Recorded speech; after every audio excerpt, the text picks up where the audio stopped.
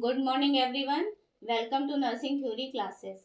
Last lecture में हमने scope of midwifery के बारे में सब कुछ पढ़ा। Now in this lecture we will study about trends of maternity services in India. Unit 1 में ही नेक्स्ट टॉपिक है trends of maternity services in India. Means Bharat में मातृत्व सेवाओं के रुझान। ट्रेंड्स मीन्स क्या होता है? जैसा कि हमने हिस्ट्री ऑफ मिडवाइफरी में पढ़ा था कि प्राचीन काल में क्या थी मिडवाइफरी, और ये वर्तमान काल में और आधुनिक युग में इसकी क्या प्रोग्रेस हुई।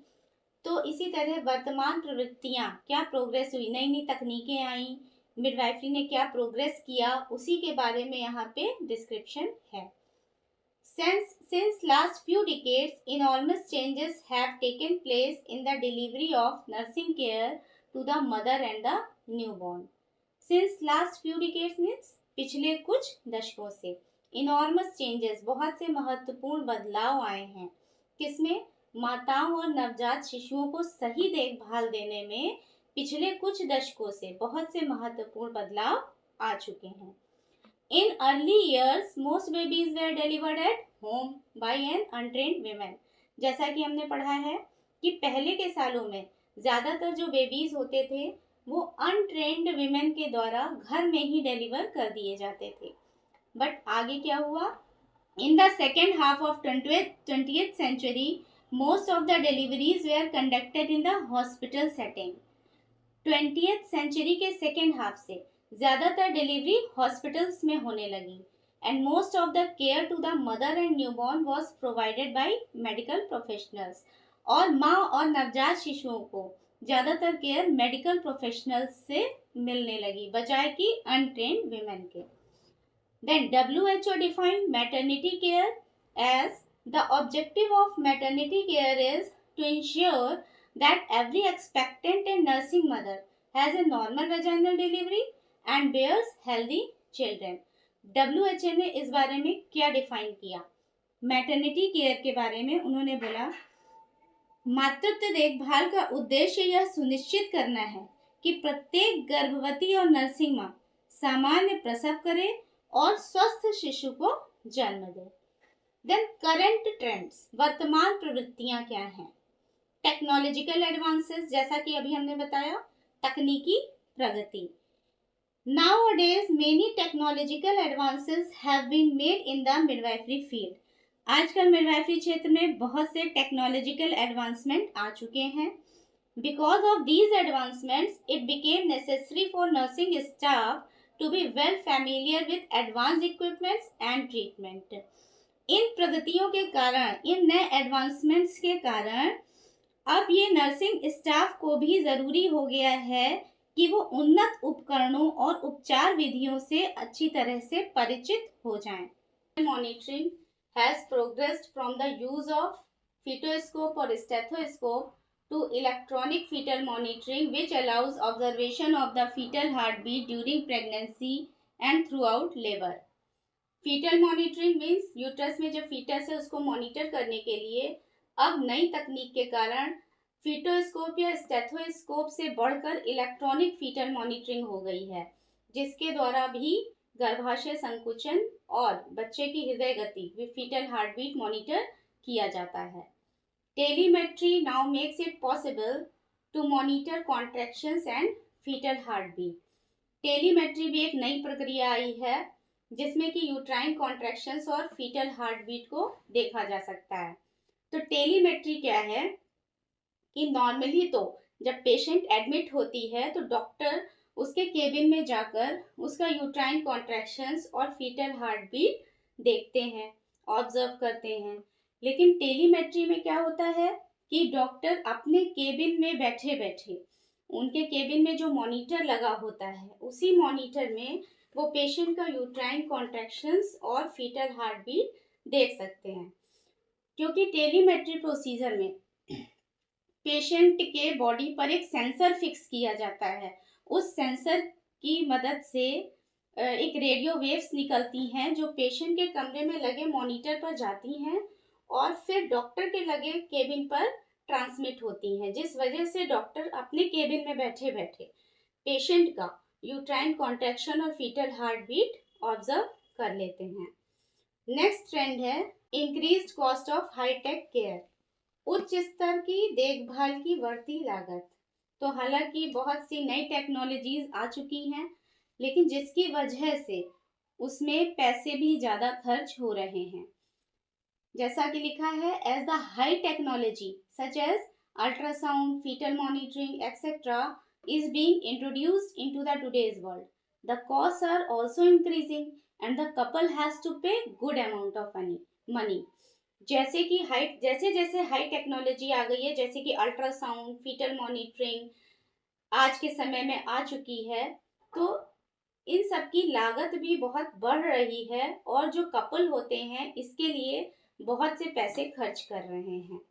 Gradually obstetric care is becoming a business, और इस वजह से धीरे धीरे ये ऑब्स्टेट्रिक केयर एक व्यवसाय बनती जा रही है।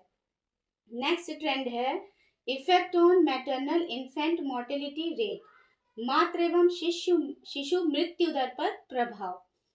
तो ये कैसे प्रभाव पड़ रहा है मातृ एवं शिशु मृत्यु दर पर?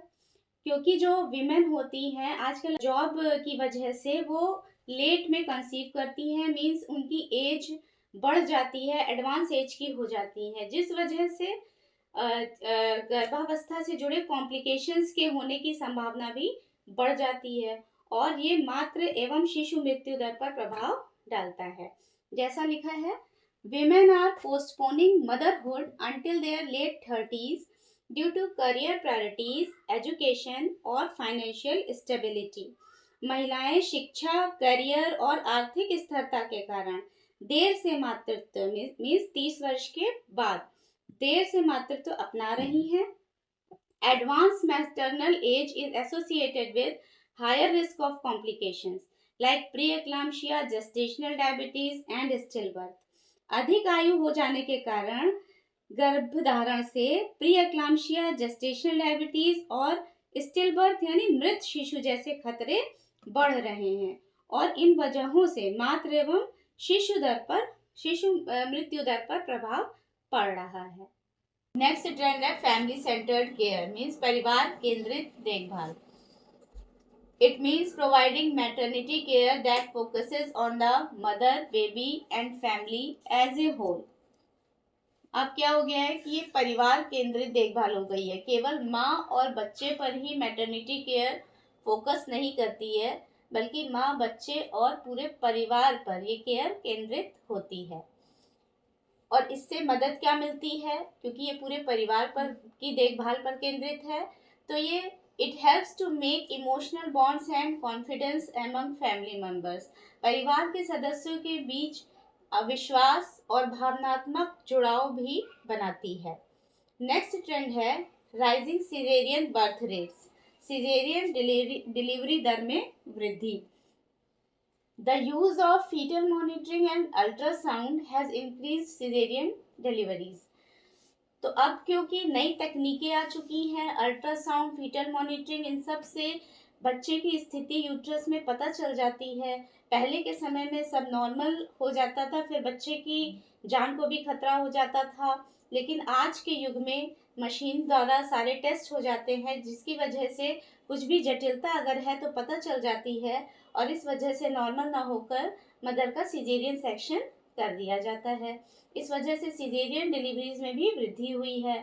तो although it prevents from maternal and fetal complications, यद्यपि ये सिजेरियन डिलीवरीज होने से माँ और बच्चे से संबंधित जटिलताएं दूर तो हुई हैं and also takes less time than normal delivery, और ये सिजेरियन सेक्शन नॉर्मल डिलीवरी से कम समय भी लेता है, बट इट कॉस्ट मोर। लेकिन इसका ड्रॉबैक क्या है कि इसकी लागत, सिजेरियन सेक्शन की लागत नॉर्मल डिलीवरी से ज़्यादा होती है, इस पर ज़्यादा पैसे खर्च करने पड़ते हैं। और नेक्स्ट ट्रेंड है मोर इंटेंसिव केयर यूनिट्स, गहन देखभाल इकाइयों की बढ़ोतरी। Over the years care for newborn's has become more advanced, समय के साथ साथ नवजात शिशुओं की देखभाल और बढ़ गई है। Sick and underweight babies are taken to special units, जो बीमार या कम वजन के शिशु हैं उनको NICU में रखा जाता है। Then nurses and doctors now need specialised training to handle these cases, और डॉक्टर्स और नर्सेज को इसके लिए बच्चों को एनआईसीयू में हैंडल करने के लिए विशेष प्रशिक्षण की आवश्यकता होती है।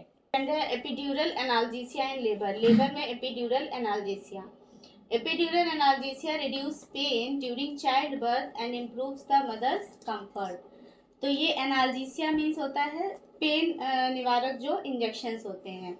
तो प्रसव के दौरान जो है पेन निवारक इंजेक्शंस दिए जाते हैं जो कि रीढ़ की हड्डी के निचले हिस्से पर लगता है, जिससे कि वहाँ जो दर्द देने वाली जो नर्व होती है वो ब्लॉक हो जाती है उस इंजेक्शन से। इस वजह से महिला को दर्द का एहसास नहीं होता है और बहुत कंफर्टेबली वो प्रसव चाइल्ड बर्थ कर सकती है। तो यही लिखा है, epidural analgesia reduce pain during child birth and improves the mother's comfort. तो एपिड्यूरल एनाल्जेसिया जो है मदर को कंफर्ट प्रोवाइड करता है। It can increase the chance of vaginal instrumental delivery and it can also prolong the labour process. हालांकि epidural analgesia mother को comfort तो provide करता है, बट क्योंकि यहाँ पर पेन नर्व जो है ब्लॉक हो जाती हैं, इस वजह से यूट्राइन कॉन्ट्रैक्शन तो आता है बट मदर को पेन का एहसास नहीं होता। तो इसलिए ये प्रोसेस, लेबर की प्रोसेस लंबी खिंच सकती है और इसमें इंस्ट्रूमेंट्स लगाने की भी ज़रूरत पड़ सकती है, जैसे कि फॉरसेप्स डिलीवरी में रिग्लेज इंस्ट्रूमेंट्स लगाया जाता है, रिग्लेज फॉरसेप्स लगाई जाती है, तो बच्चे को प्रसव कराने के लिए इंस्ट्रूमेंट की ज़रूरत पड़ सकती है। देन नेक्स्ट ट्रेंड है positions during the second stage of labour. Labour के दूसरे चरण में स्थिति। Earlier lithotomy position was used during child birth. पहले के समय में प्रसव के दौरान लिथोटमी पोजीशन यूज की जाती थी। लिथोटमी पोजीशन, जैसा कि आप लोगों ने सारी पोजीशंस पढ़ी हुई हैं, उसमें एक होती है लिथोटमी पोजीशन जिसमें पेशेंट बेड पर सीधा लेटती है और अपने घुटनों को फ्लेक्स करती है, मोड़ती है और उसके दोनों लेग्स जो है स्टिरप्स पर बंधे होते हैं। उस पोजीशन में प्रसव होता था। लेकिन अब क्या हो गया है ट्रेंड्स के अकॉर्डिंग, नाउ सिटिंग और अपराइट पोजीशंस आर प्रेफर्ड। बैठने या खड़े होने की अवस्था को प्रेफर किया जाता है because it enhances gravity work, reduce pressure on bones and allow the birth canal to open better and making child birth easier. तो बैठने और खड़े होने की अवस्था में क्या होता है, क्यों इसको अच्छा माना जाता है कि इससे जो ग्रेविटी फोर्स लगता है अर्थ की तरफ से, वो एक तो लगता है जिससे चाइल्ड बर्थ इजी होता है, और जो पेल्विस में कॉक्सिक्स बोन होती है वो मूवेबल बोन होती है जो कि चाइल्ड बर्थ के दौरान बैकवर्ड डायरेक्शन में मूव हो जाती है। तो जब पेशेंट खड़ी या बैठी अवस्था में रहेगी तो ये कॉक्सिक्स बोन बैकवर्ड मूव हो जाती है प्रसव के दौरान, जिससे चाइल्ड बर्थ होने में स्पेस मिलता है और आसानी से चाइल्ड बर्थ हो जाता है।